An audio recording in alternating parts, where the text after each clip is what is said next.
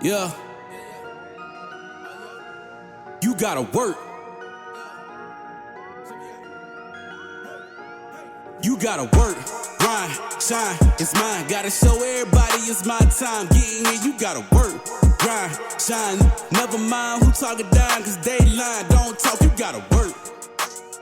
Welcome to Let's Talk with Carl Lee, where sports, culture, and community intersect. Join Carl and frequent co-host Hollis Lewis as they dive into engaging conversations with guests from all walks of life. Let's Talk is proudly presented by attorney Frank Walker. Real talk, real experience, real results. FrankWalkerLaw.com. Let the conversation begin on Let's Talk. Welcome, ladies and gentlemen, to Let's Talk with Carl Lee. My co-host Hollis Lewis is not in studio, but we've got him on the mic. And we also have our new co-host, Lisa Odie, the football queen. Hello, everyone. So we're all in the building. Let's Talk is presented by attorney Frank Walker. Real talk, real experience, real results. You can visit Frank Walker at FrankWalkerLaw.com for more information. You can also catch Let's Talk every Sunday at 1 p.m., Thursday at 7 p.m. on 580 WCHS. If you want to watch any of our episodes, past episodes, you can go to WCHSnetwork.com/Let's Talk. You can also follow us on Facebook at Let's Talk with Carl Lee for any of the updates. Lisa and Hollis. Yes. So, interesting situation today. We now have football. Okay? We finally have football.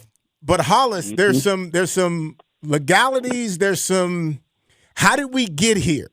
You being the man who knows all the legal pieces to this, help everybody who's listening, explain to them how we got back to this place. Okay, so today the Supreme Court, the West Virginia Supreme Court finally made their decisions.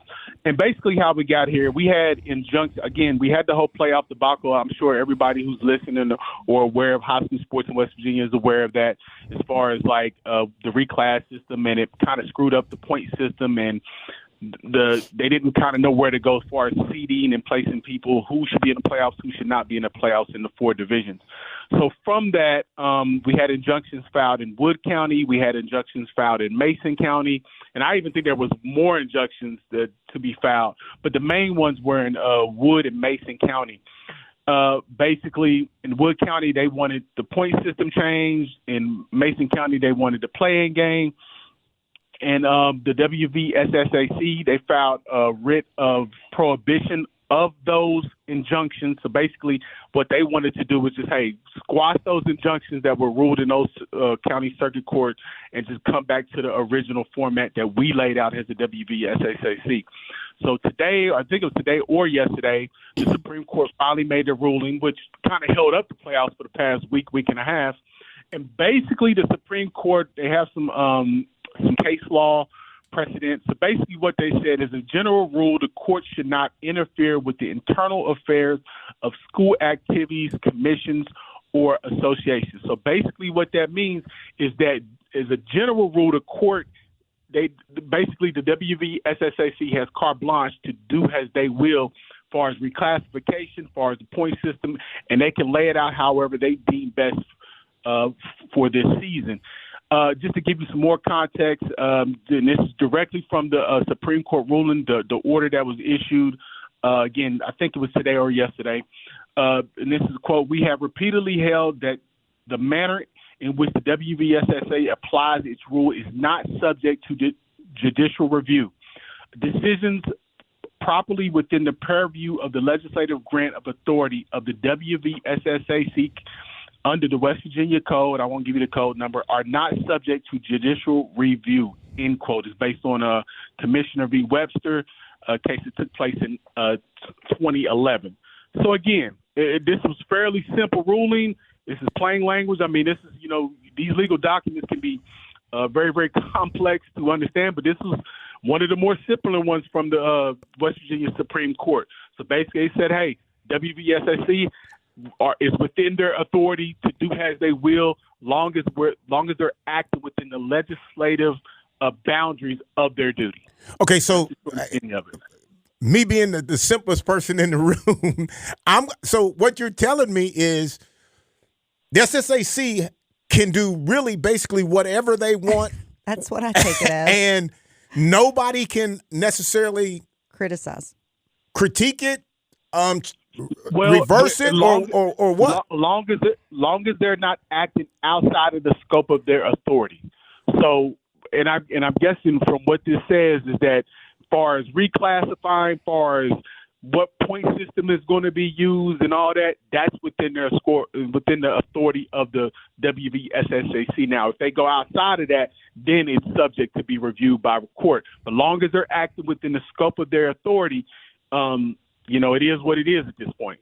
So, I mean, and again, them setting rules, them telling who can be in the playoffs, them saying what point system, the mathematics and all that, that's within the scope. So they're allowed to do it. Okay, so I understand the ruling, and I understand that, that they have the authority to change and do things at will. My question is, how does it go on this long? How were there so many injunctions filed in so many counties with judges that had no knowledge of this type of, I guess I want to say this type of effect they have? The WVSSAC has say in whatever they want to do, they can do whatever they want and no one can really stop them. Why couldn't any other judge see that and put a stop to all this earlier before it got to this point? That is an excellent question, and as I read the document, I'm telling you, as I'm reading this document, that's the exact same thing I came up with. Right. But I would say, and I hesitate to say as a political matter, but I would say those judges are acting in the best interest of the people in which they serve in that county. You see what I'm saying? Okay. So I think they're thinking of it from that purview and not looking at it holistically regarding what the powers that the WVSSAC has or may not have. And in addition, this isn't necessarily a common law state, so things aren't necessarily ruled legislatively first. Judges in some instances can set precedents. However, again, when it goes to the highest court, they're going to look at it from a holistic view and not, from the view of the county in which they sit. Hollis, okay, me again. I'm looking at the athlete, okay, and when I'm thinking about a sport that pretty much did everything possible for me, right? Mm-hmm. And I had coaches who yelled and screamed and told me to do this, told me to do that. I didn't want to do any of those things. I'd done them, right? Like, because that's the structure of it. To me, when I'm looking at football and listening to even the legal side of football, I didn't even know there was a legal side necessarily. You know what I'm saying? Like it never got there when I was playing. It was just playing ball. And I'm looking at this situation and I'm trying to figure out, as a student athlete, now I'm thinking, okay, now I got a game. I didn't have a game last week. Do I know what happened? Do I know why I don't have a game? And now all of a sudden I'm getting ready to go to basketball, but you know what? I got a football game this week. How does that, I just don't know. I'm not really asking you this as a true question, but this is what bothers me. I just don't see how we are teaching the young athletes the proper structure, the proper lessons that they were supposed to learn and supposed to get from the sport, man. I just don't see it. Well, you know what? I think it's expanded at this point, right? Because I think what athletes are learning now is that things are, as much as we, have our, integrity, and much as we have the lessons that we learn on the court, on the field, on the court, off the field, off the court, that there's also a political side to this that I don't think necessarily we were privy to when we played, because it was kind of kept behind closed doors. It didn't get as much publicity, but now everything's sort of out in the open.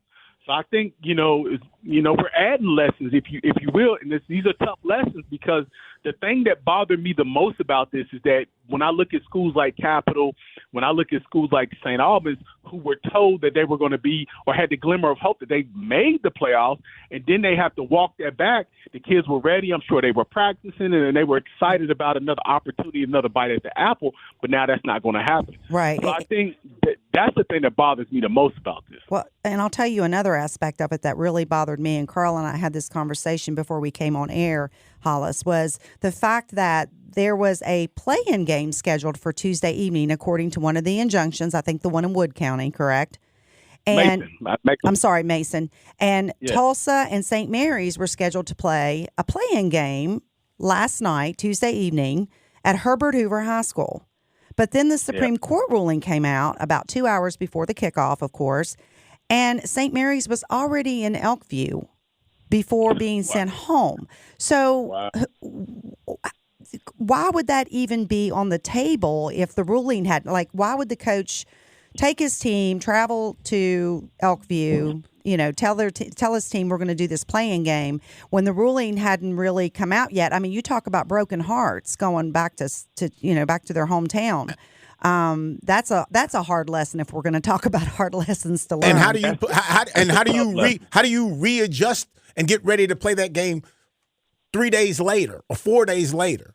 There ain't no game now. Right. There's one of them teams is done. So one of them teams is totally out. That's why the other one's probably in. Right? Yeah, I think. And that's crushing. That's crushing. That is crushing to a team. The individual players who thought that they were in, and now someone's going to tell them they're not playing. And I do hope, Hollis, that the head coach told them, up front, hey, guys, we're going to make this trip. There's no guarantee, that we're going. But they had to have their hopes up. They're on a bus. They're headed to Elkview. They're thinking, okay, if we've gone this far, we're probably going to play. That's the part, right? To me, I look at that like, no, if we're getting on the bus, everything about this bus and this bus ride is we're playing a game. Exactly. And so everything was tentative, though. So nothing far as the playing games. Everything, all the information that came out, it all stated very, very. You don't get on the bus. You don't get on the bus and head somewhere and be tentative. So who missed the memo? I mean, like, what was the head coach maybe of St. Mary's confused because No, I don't think. I think what happened is that they just had to go ahead and prepare. They had to. I think what their mindset, and again, I'm not speaking for them. I'm just thinking out loud. Right. Their mindset had to be like, well, look, it's tentative, and this is the schedule, so we need to go ahead and get prepared to play. So, because we don't want to sit at home and not play and not travel and not do the things, and then the Supreme Court ruling comes out and said, hey, we're going to follow the Mason County injunction. So I think they had to go, regardless of kind of what happened. And I'm sure those coaches and their administration let the team know that, hey, this is tentative. Still. It could go either way. That's a tough one. I don't know how to be tentatively prepared for a football game. Right. I don't know how a coach makes that case, and I don't think he made that case. I think he thought that there was a game, and we're traveling to it. There's no way, man. There's no way. But I'm saying, but I think he had to know, or the administrator. I won't put it all on the coach. I would say the athletic directors and the administration had to know, like, look, this is sort of a 50-50 deal because the ruling hasn't came out. So because the ruling hasn't came out and it was being delayed so much that, hey, we need to go ahead and get prepared to play this game, but there's also a chance that this might not happen. Okay. So I think they had to know that, and I think they had to communicate that to the parents and everybody. Well, but even with all that, it still doesn't disappoint less. I mean, it still hurts, It's devastating. Right. And wouldn't you think, Hollis, even if they had come out and upheld that ruling and the play-in games were going to happen, they probably wouldn't have played them last night. They probably would have rescheduled for tonight or even tomorrow night, correct? I mean, they would have to give them notice, wouldn't they? Yeah. Yeah, but I think if they were all on the bus getting prepared to play, I think they would have probably just went ahead and knocked it out. But because again, I don't know if the Supreme Court would have had any say on when. Say or spoke on when the game should be played, and not played. But I think what we can do, and again, because this says it says the decision properly within the purview of legislative grant authority of the WVSSAC. I think we need to, moving forward, look at that legislative authority, see exactly what that is, and how can that be better worded? How can that be better? How can that legislative authority maybe be restricted or maybe be expanded so stuff like this does not happen again? Because this has been, like I said, West Virginia high school football this season, and again, as far as I can remember, this is the worst just overall season that I've ever experienced in West Virginia high school football. I mean, it's been absolutely dreadful. And again, I'm not talking about the players or the performances. No. I'm just saying with all this stuff in the mix, it's almost unwatchable. And Hollis, to your point, I had this conversation earlier today with a couple of different people in conversation and talking about, okay, let's just be real. Where is football? Where is football going? Where is it going? How does it get like, quote, other sports? Like you don't have all these issues. Every time we get to a new football season, year after year after year, it just seems to get crazier every year. And the question becomes, okay, so who is in charge of that? Is that the SSAC? Is that the coaches? Is that the parents? Is that no? That's the WVSSAC. That's who's in charge of it. They reign true. They're totally in charge. And here's a question I'll throw to both of you guys. So now that they've got this basically free pass to do what they like with the point system, I know where you're going. Are they going to do anything? I mean, are they just going to be like, okay, well, this is, we can do whatever we want. We're going to see if this works again next year. I mean, look, my thing is, and if you don't mind, I'll go ahead and go. Like, you have to change it. Like, I'm looking at the playoff schedule. Like, this has to change. I'm looking at the playoff schedule for Quad A. You have two, not one, but you have Hedgesville. They are 2-8 in the playoffs. I know. You have Musselman, 2-8 in the playoffs. You have University, 4-6. You have Parkersburg, 4-6. You have Cabell Midland, 5-5. So basically, you got 1, 2, 3, 4, 5 teams in a playoff with losing or tied records. Not 5, 7. But that was inevitable. Or losing records. But it was inevitable. When you only have that many teams in a bracket or in a classification, you're going to have teams that are, on the losing end of of their records, but everybody makes the playoffs. They had to have known when they created this that was going to be part of the problem. That was going to happen. They didn't necessarily create this. But what happens is they had, I think it was originally 28 teams in Quad A, and then the injunctions from that, from the teams getting reclassed and everything like that, then that brought it down to 16. So I think they're going to have to figure out a way. Again, they made the structure about how they determine which teams go in which class a little bit vague, and it left too much room for interpretation. So now they're going to have to tighten that, and they're going to have to at least you're going to have to at least get 25 teams in Quad A at the very least. So let's say we get 25 teams. So is one going to play 25? Because at this point, one is playing. Okay, but in Quad A, okay, now it's 1 versus 16. Really? Yeah. 1 versus 16. Am I going to that game? Nobody's going to that game. I mean, come on, guys. I mean, the fans of the teams are. Yeah, but like that's not like, if to me playoffs is not. It doesn't have to be it shouldn't be inclusive. It should be play. You got to. There's a limit that there's a mountain that you have to climb to get into the playoffs. That matters. If you start the season and it's 16 teams, and even if you're 16, you're going to be playing in the playoffs. Right. No, that can't be. Well, what's going to happen is they're going to go back to their original plan, which was what you said, Hollis, 28 teams in Quad A? I think it was 28 teams originally. Okay. And you know what? These schools aren't going to be happy about it because, these schools that filed injunctions and wanted to move back a class or what, they're going to have to do what the WVSSAC says because they're king of the land. They can do whatever they want now. Are we going to have enough teams? So let's say. Well, they did before, right? They did. But they only had 3 divisions. But they only had 3 divisions. Here's the thing. It's 114 total teams in the state of West Virginia that play football. if you have 4 divisions, that's approximately 28 teams in the 4 divisions. One division would have probably 29 or something to that effect. So if they just took it and you just took the enrollment numbers and you said who the top of the enrollment all the way to the bottom, and you just start chopping it off at 28. So these top 28 teams, that's quad A. This and it goes right down the line. So and again, you base it on enrollment numbers, so there's no room for interpretation. This is the enrollment number, and that's it. But do you think they'll do that? Do you think they'll abandon? Okay. Yeah, you're right. You're right. I would say they have. You can't have 20. You can't have 16 teams in a division, or you're going to have to just lower the playoff number. Instead of 16, right. It would be 12. Yes. See, I don't see. That's where I'm at. I don't think everybody gets into the playoffs. I just don't see that. And they should have had the foresight to do that, don't you think, guys, before 100%. This playoffs roll around? When they saw there were only 16 teams, they should have said, okay, for Quad A, we're going to do 10, 12. Yeah, that should have been. But again, I was going to say, Hollis, Lisa, they got the authority to do that. Right. Oh, they can do whatever they want now, obviously. So, yeah, it's going to be interesting in the off season.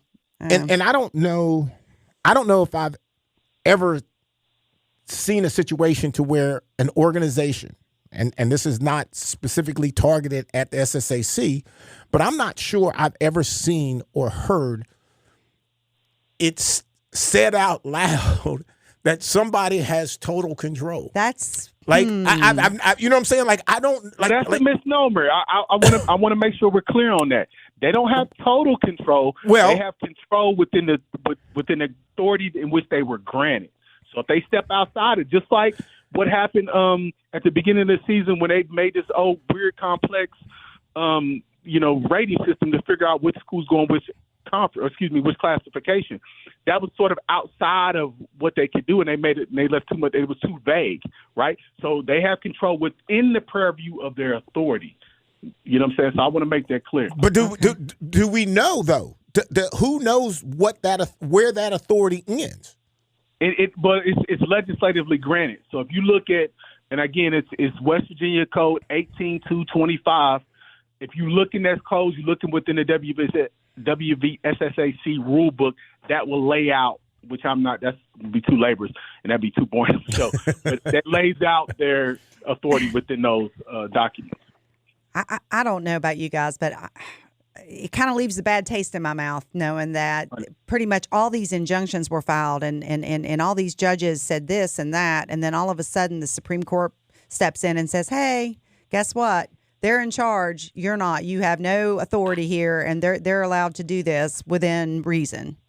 I mean, I don't know. I don't like it. It went on too long. And then for all of a sudden, they say, okay, well, you know what? Forget it. That they're in charge, and these injunctions, none of them are legitimate. And to me, that's a lot of money, time, heartbreak, all the things, all the feels wrapped into one, because it's just not a good look. Well, couldn't you have, if you knew that they had that authority? Exactly. The moment that it came to you, you could have said, well, look, we don't necessarily have this power. This is really the SSAC. So whatever they decide to do, you all got to do. Well, I think, again, if I'm a sitting judge and if I'm in Kanawha County and I have these schools, Capital, and I have St. Albans, who has a legitimate claim, or at least I feel like legitimate, or no, it's not even feel like it's they have a legitimate claim. Right. And I represent Kanawha County as a judicial officer. It's like I'm almost obligated to challenge it. Again, I may get shot down. My ruling may get overturned at a higher court, but I'm obligated to challenge that on behalf of the citizens and constituents in which I represent. I get that again. That's why you're the legal man. Because to me, like, it's a political matter. You know what I'm saying? Like that would look crazy if I didn't. Well, I just hate it. I hate it for the boys that travel to Elkview. I think the most. 100%. The most. 100%. And 100%. I'm going to ask you both this question, and take a minute to think about it, and then I'm really interested in what your response is. And I'll start that by saying I do not see football growing in our, say in the Valley, maybe we can even reach out over the state.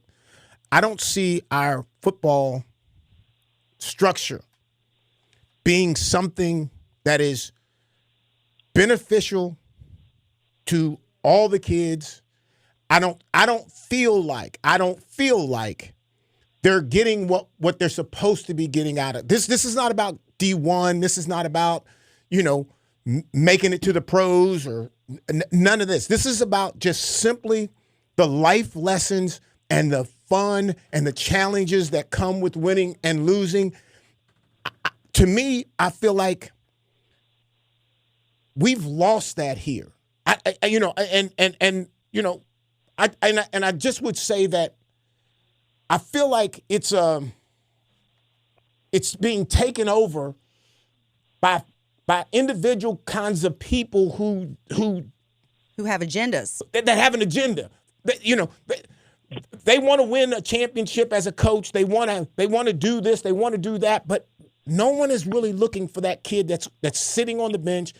How do we get him better? And I just feel like football has lost its direction beyond any other sport out there. That's just how I feel. And it's the sport that I love. And I just think it's the worst sport participating with young kids, whether it be youth football, whether it be high school football. I mean, we have problems from top to bottom in football in these areas. Yeah. And yeah. Am I wrong? Am I wrong to feel that way? I'll let you go ahead first, Lisa. Oh, boy. Thank you, Hollis, so much. Well, I think it goes back to just a minute ago when I said agendas. I think we've lost sight of the sport of football is about the kids, the players. And it seems like now we've kind of lost focus of that. Like what you're saying with the kid on the bench, with the transfer portal, it's messing up the playing time for the kid on the bench. Right. Because, the marquee players, they go out there, they play great, and then they say, oh, there's greener grass over here. I think I'm going to transfer over there. And so the kids on the bench are left there with a losing season. And it's kind of like it's a reflection, high school especially, is a reflection of what's happening at the collegiate level. Yeah. You're having the teams that already have great programs and great players getting more and more of that, and your teams that are kind of in the shadows are sinking back deeper and deeper. So I'll agree with what you're saying, but I think the main thing is we're losing focus of what's best for the kids that are on the field, and we're paying attention more to political agendas, personal agendas. Yeah. It's just not become focused on the kid, the student athlete as much. Go ahead, Hollis. I would say that to me, and I would agree with most of everything you guys said, but I would say we lost the development within football, right? So I would take it as that, even back in the day, as far as I can remember, like we had 2-a-days during August. So basically you would be in camp from, basically middle school or junior high on, right? So you would have 2-a-days. We would have 3-a-days. You would have meetings, right? So it allowed coaches that opportunity to develop you as a player, as a man, and so forth. And I think more than anything, that's what we've lost, and that's what other sports have gained, right? So when we look at our soccer system, and we've had a conversation, we'll talk about that at a later date when, soccer's taking over. When you look at, sports like baseball and different things like that, I think it's a room for development. We're taking kids 5, 6, 7 years old in football, and we don't have like a T-ball system, right, where you're not keeping score. Right. We don't have like stuff like that where it's just purely development, or a biddy ball where we're not worried about the score. We just say, hey, can you dribble and shoot, right? So we don't have anything like that within the football system, right? Because it's all about winning. It's not even necessarily even about competing, because to your point, Lisa, if I'm transferring from school to school, I'm not necessarily even competing within the confines of my team. I'm just looking for the best situation that fits me. So it's not even about competing in competition. It strictly becomes winning. And when you're focused on winning, particularly at those tender ages, you're losing the development that needs to happen. So that way, when you get to high school, when you get to college, you already have a solid foundation. Because, I've coached from Little League and I've coached to college. And I can tell you, like, at every level that I've coached, particularly as I got to, and I was surprisingly, high school and college, like we had to teach fundamentals all over again. Yeah. We had to really, and it's not just like reinforcing those fundamentals. It's like we got to start from ground, the fundamentals, right? from the ground. We're starting from the ground up every time because again, a coach. But again, I feel bad for these coaches because they're pressure cooking, right? And they have to go and they have to win at all levels. Yep. And I mean the little league coaches are facing Right. that all the way to the NFL coaches. So I think to put a pin in it, it's development is what football is lacking.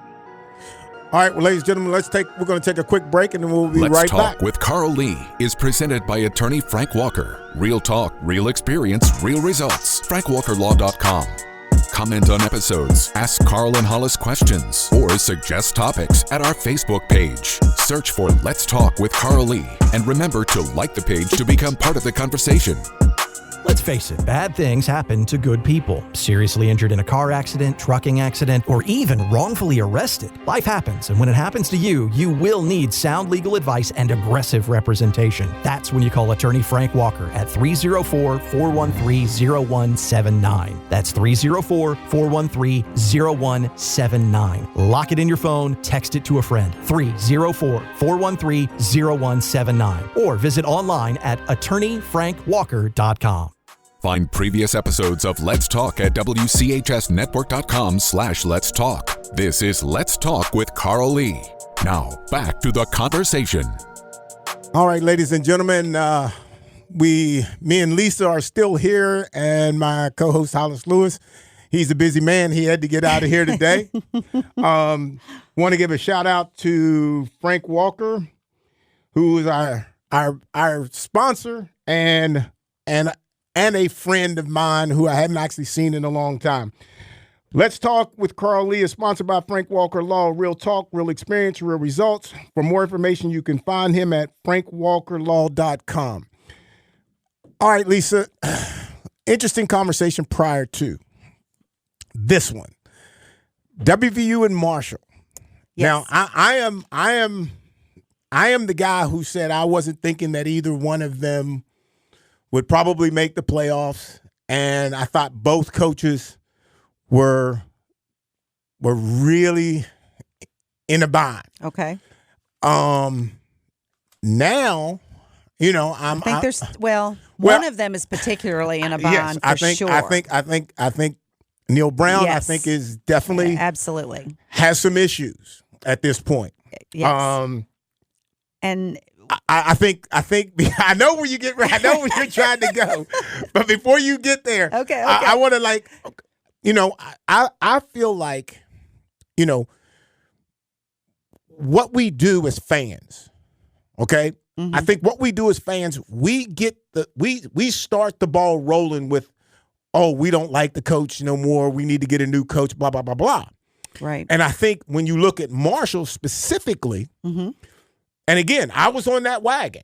Okay, I was on that wagon like, ooh, I don't know if he's going to be able to make it. Where he, but Right. but now they're in a bowl, Right. lead the conference. I think. Yeah, they're atop the East Division. Yes. Yes. So whatever that looked like early right. is not that now. He's righted the ship, so to Yes. speak. I mean, Yes. yes, he had that total meltdown against Georgia Southern. That they're still paying for that a bit.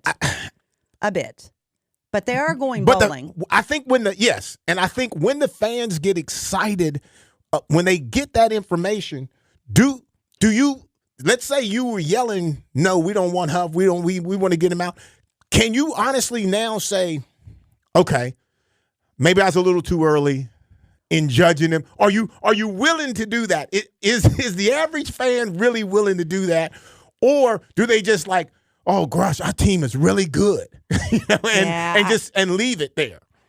That's a really good point because I think it depends on the type of fan you're talking about, and we've talked a lot about toxic environments Yes. as far as football in the state of West Virginia, from Little League on up, and I think sometimes in West Virginia we just get this negative mindset, and I think, at the beginning of the season, it doesn't help whenever, the preseason rankings, I think they were picked to finish like 5th in the conference. Well, right out of the gate, you're like, oh, Yes, we're going to be yes, bad this yes, year. We're yes. going to be bad, And so you've already got that in the back of your mind. And then, you lose a game. Well, you have to go travel to Ohio State. And, of course, that wasn't a pretty picture. Right, They lose there. Virginia Tech. Which should be sensible for a fan to do that. Right. It should be. Yes. It should be. But you're still in that, especially when you come out of the gate, you win your first game and then you lose 2 in a row. One to Virginia Tech, 1 to Ohio State, which, you're 1 and 2. You've already got that information in your head that we're not going to finish great in in our conference play, right? Yep. And then you win a few. They weren't pretty games, but you're winning. And then you have that debacle at Georgia Southern.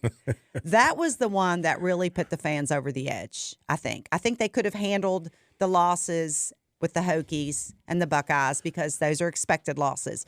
But when you lose a game in the last few minutes in the manner that the Herd lost that game, and it was about they questioned coaching, right? And rightly so.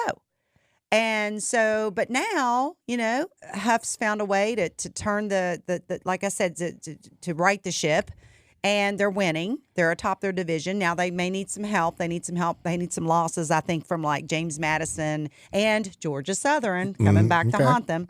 Then they could possibly play for the conference title, which is pretty amazing considering where we were at the beginning of the year. But what you're saying is, I don't know.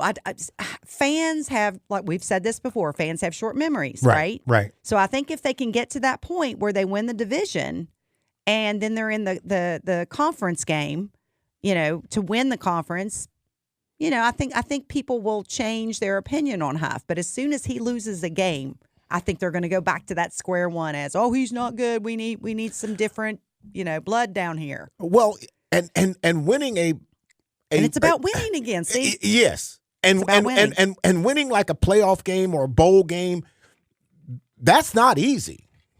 I mean, because whoever is in a bowl that you're playing, they're going to be good. It's not like just anybody to play a bowl game. So yeah, it's not quad A football. You have to have a winning record, I believe. Absolutely, right? Yeah, at least at least that. And to me, I'm going to go back to listening to him talk about what he was going to do and how he was going to, sitting on the committee of picking the head coach. And I've said this a billion times. I've been in football my entire life, and talk about football was the most amazing conversation that I have heard in my life about football. He's charismatic. Yes. And so I fell in love with him right then. Right. Okay. So I was like, there is nobody else in this room. Everybody had something that how they were going to do it. But what that man was talking about is stuff like I can't tell you what that'll do to a player. Right. Because like he shook me up. I was like, oh man, can I play? And you could just imagine his conversations in a locker room. Absolutely. Yeah. And I think he is that guy. Right. And though I feel like for him at this point, where he was, where the fan base had him and where he is now, if I'm the fan that was on the negative side and thinks he needs to go, I need to be like, okay, really, am I really truly a Marshall fan? Right. Am I really, because, and you say, well, yeah, but I'm a Marshall fan, but that's the coach. No, he's the coach who's leading the team. So he is Marshall. He is the we are. Right. Okay. Oh, I agree. And I think the fans start screaming what they want to have happen to satisfy them. Okay?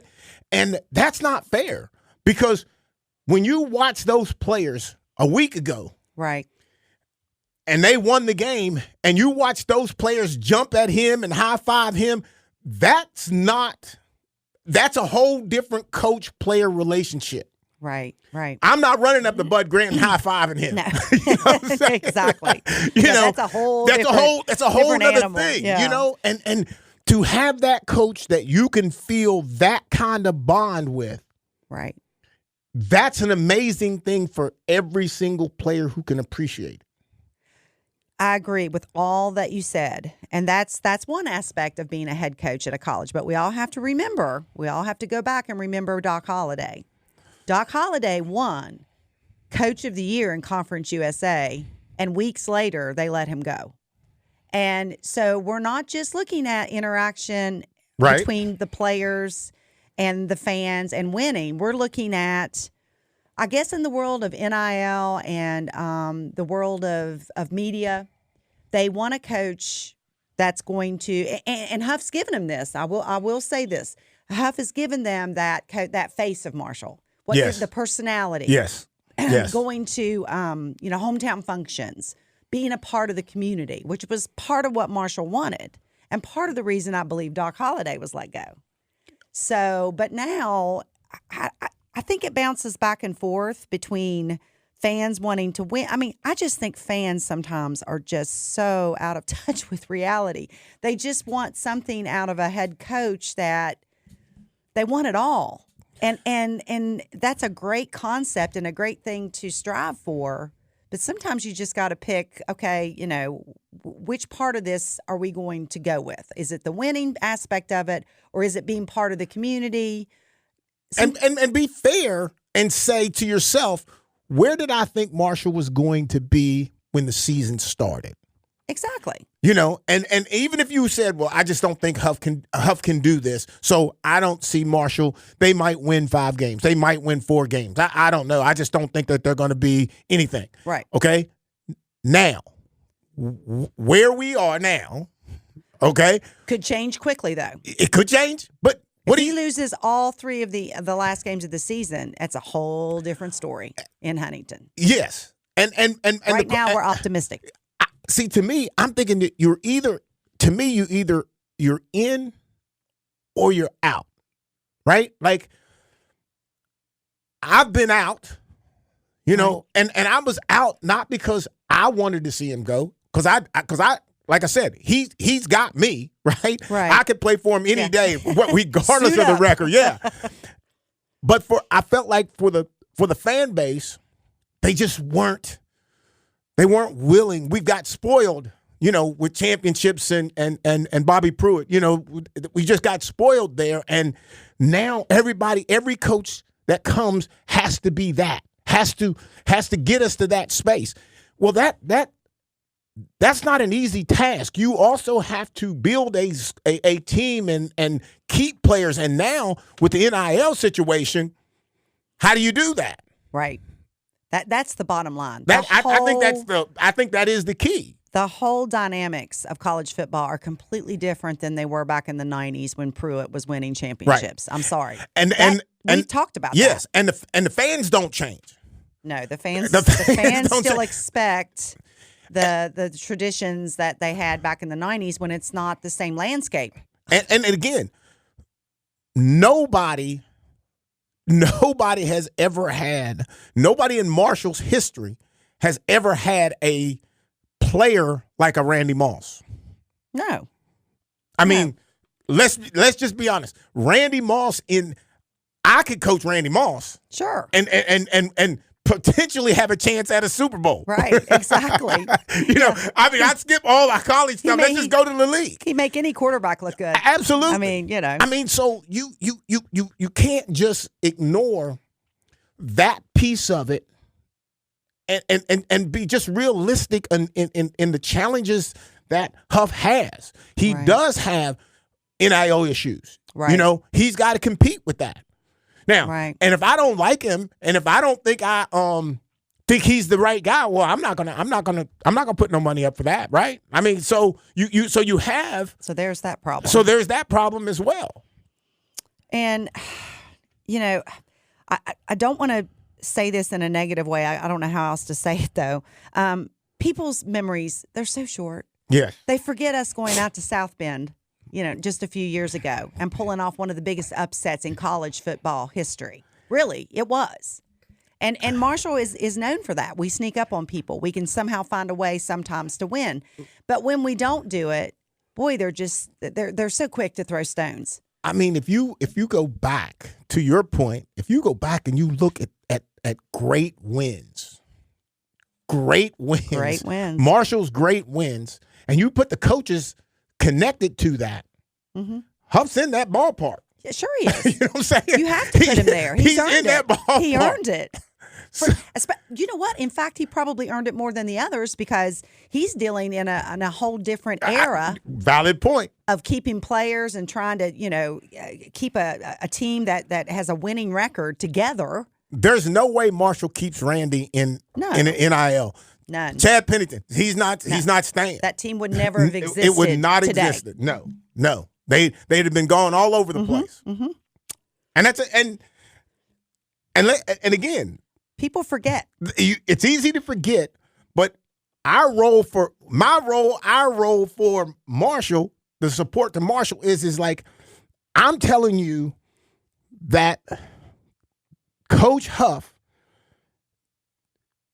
talked about football in a manner that literally froze me and made me like, oh, I just want to sit in a room and listen to this guy talk. So I give him that for sure. So right. So I'm trying to tell you, this is not just your average Joe Blow coach, And right. again, we're lucky to have him. You got to be lucky to have him.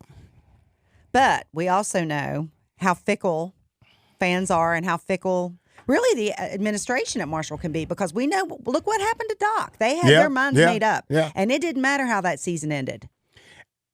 He's gone. So if we jump forward and say they go bowling, they lose the bowl game. Now it depends on how the season ends, don't you think? Like if they're going bowling. Yes. That's established. Yes. But they still have 2 games left, 3 games even? No, 2 games left. I think. What if they lose both of those games?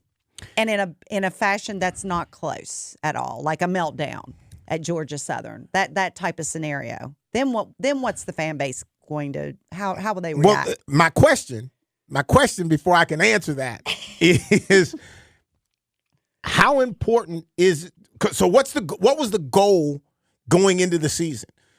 To me, everybody wants to bowl. Right. So we accomplished that. Right. Regardless of what's happening, we got a bowl. We got a shot at a bowl. Right. So if you're going bowling, I'm not saying I want them to lose, but you can't now switch and say, well, yeah, but we lost 3 games and now we're going bowling. That don't matter to me. Oh, what mattered to me was those last 3 games. No, what was it? What's the goal in the beginning of the season? Let's go bowling. Right. We're going bowling. Maybe. Or maybe the aspirations were to win a conference title. That may be for the team. But you don't think the average fan no, thinks I don't that think way? no. I think today's fan they want to go bowling. They want to play in the bowl game because it just sounds big. Well, it does. But now that we've got the college championship playoffs the way that they're kind of, it's kind of taken lackluster. It's kind of made the bowl scene not quite as exciting. But we've got to face reality. I mean, it's going to be really, really, let's just even call it what it is, impossible for Marshall to get into that playoff. Well, and yes, okay. I will give you that. I mean, it is what it is. But again, I'm going to go back and again, the video of him on Facebook and with his players in the locker room and him yelling and screaming and all that, I'm telling you, to find that coach, right? To find that coach and those players to have that kind of bond is amazing to me. He can connect to the young kids, and that matters. That matters. The funniest and cheerful kind of coach that I can remember, Pete Carroll was that fun-loving kind of guy. But that was him in the beginning of his career when he coached me in Minnesota. And he would want to shoot horse, and we had a basketball rim in the facility, and he'd want to play horse against everybody, and laughing and having fun. And he was like one of the guys, right? But you respected him as the coach, but he was one of those kind of guys. And then to watch him go through the system, and his connection with players was amazing. Right. And Huff, to me, has that type of personality, and players love that. And that is so crucial and critical, especially now that we're talking about the NIL and the transfer portal. If a kid feels connected, he may loyal, not. Yes, they may say, "Oh, you know what? Marshall, I love this guy. This guy's, he's like a father figure to me. He's teaching me, lots of different life lessons. I'm winning here. I'm winning. Yep, playing. I'm playing. So if you can't have, the NIL money and the transfer portal advantages, then you really do need that guy. You need that guy in the locker room to keep the players. Part of that, and I love that too, because, but I hate to put the but in there. Sometimes I'm not sure of what a player's really looking for in a coach. And then the critical piece to that is you should be looking for something from your coach. Yes. Whatever it is that you need. Now, I'm not saying that the coach can match everybody on that team. Right. But you need to be looking for something out of that coach.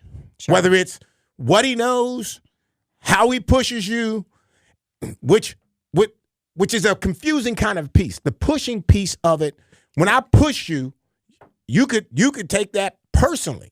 Right. Like, I think it depends on the player, right? I think it depends on the player and the player's, to me, his goal. Coaches who yelled at me and cussed at me and pushed me to do harder, I'm okay. I was okay with that. Right. Whether I liked it or not, I'm okay with that, because all that's going to do is that's going to make me better. Right. Sonny Randall was unbelievably hard and made you run forever. But it did not bother me because I knew what I was trying to get to. Right. And this dude played in the league, and I'm thinking to myself, like, well, he knows what it takes. He knows what it takes. Right. And we don't – sometimes I think we don't look at that coach's ability to help me get to where I want to get. Right. What we do is we like, why we got to do all this? Right. Right. Don't you think he knows? And don't you think, too, that now that we've got the system has changed at the high school level and they're able, like, if they don't like the way a coach is treating them, I'll just go here. So we've got that mindset already in place, and then they get to the collegiate level and that mindset follows them. So they're like, well, I'm not going to put up with this. I can go over here and this coach just promised me this and this, and I don't have to listen to what, I'm hearing here, this abuse. I'll make this case that most high school athletes who don't like their coach because he's too hard, he yells, he screams, he does all this kind of stuff, likely are not going to play college football. Right. Oh, I agree. Because if you think you don't get to go home and tell mom and dad that coach got on me, you don't get to do that. Right. You can do it, but trust me, you're going to be writing a check for the next school that you go to. Yes. Because you're not going to. That's not happening. That's not happening here. Right. And I think we just don't realize that. And I think part of our issues is we're not teaching. We're not putting a foundation that is going to be strong enough to play college ball. It's exactly what Hollis said, right? Yes. That was his point. Yes. That's a huge huge problem. And I think we have talented kids. But we spoil them. And we make them think that they're special. And the moment they walk, and again, I was a victim of thinking I was special too. Mm-hmm. I get a scholarship at Marshall, and I'm the last dude to show up at the first day of practice or the first meeting. I'm home washing my car. I'm washing my car. No. I'm washing my car, and I'm thinking like, okay, I'm gonna pull up like I'm a big wheel. Oh yeah. Never again. Never again. Never again. It took me one time to learn that lesson. No, you're not special. Right. You are part of something, and I'm going to make sure you understand the part of this that you'll never separate yourself from that. Right. I never had that situation. Never thought that way ever again in my life. Right. And because I could see it, I understood it. Like I knew I had messed up. Yeah. When I was walking in, because I had high school coaches all eyes on you. All eyes on me. and it wasn't like I didn't get that my entire time. I don't know why. I thought I was going to be so special that I could be late. You know, but they taught you what. But here's the part that's important. They taught you that lesson early on. Yes, quickly. I knew it, but for whatever reason, I took advantage. I felt like I was special. You know, right. Because maybe in high school you got a little more leeway. No, not really. No, not at all. Not at all. Right. Okay. So actually, I think it went to my head. Like, you know, now again, Marshall wasn't great, but I got a scholarship to play football. Sure. And so. And I was supposedly the first recruit. And you were young. I was young. I was the first recruit. Right. So I'm thinking, okay, they'll wait.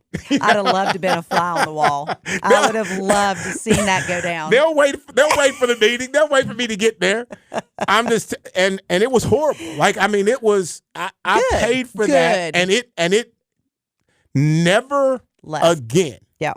Would that ever happen? Good.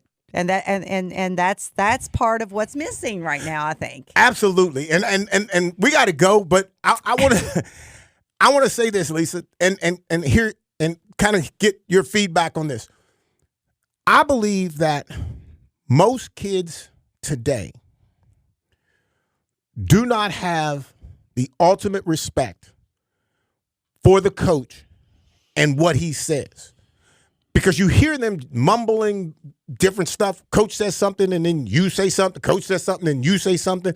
That was never something that could happen back in the day. And I think that I don't think there's a way to go back, but I think parents need to teach that coach is the ultimate decision-making process for your future success in a sport. And I agree with you. I do think it starts at home with the family, you know, the family aspect of it. But we also have to do something about this. Yeah. And you can't see me on the radio, guys, right. but I'm holding my phone. Yep. You know, it's all the other factors that are in their ear, so to speak. Social media, you know, TV, just so many things that there's so many influences now that we didn't even imagine. Right. You know, it was basically our community and our family. And now that these poor kids, they've got so many things in their head. It's crazy. And that's a challenge. That's a challenge for them. Mm-hmm. All right. Well, I want to make sure we thank Frank Walker, who's our sponsor. Real talk, real experience, real results. And for more information, you can go to frankwalkerlaw.com. Lisa, I enjoyed it, and we'll catch up with Hollis next week. Yes, thank you. All right, ladies and gentlemen, we're out of here. Thank you, guys. Let's Talk with Carl Lee is presented by attorney Frank Walker. Real talk, real experience, real results. frankwalkerlaw.com. Comment on episodes, ask Carl and Hollis questions, or suggest topics at our Facebook page. Search for Let's Talk with Carl Lee, and remember to like the page to become part of the conversation. If you fall, dust it off and get back up on your feet. Anything could be a win, yup, even defeat. They say sugar bad for you, why is victory sweet? Couldn't play with big kids, I had to sit in the street and watch from a distance, but over time I grew. If I put in the work, in no time I'm due. Everything that I worked and prayed, I'm okay. If you ask me, how did I do it, I'm gon' say you gotta work, grind, shine, it's mine. Gotta show everybody it's my time. Getting here, you gotta work, grind, shine. Never mind who talking down, cause they lying. Don't talk, you gotta work. You gotta work. You gotta work. You gotta work. You gotta work. You gotta work.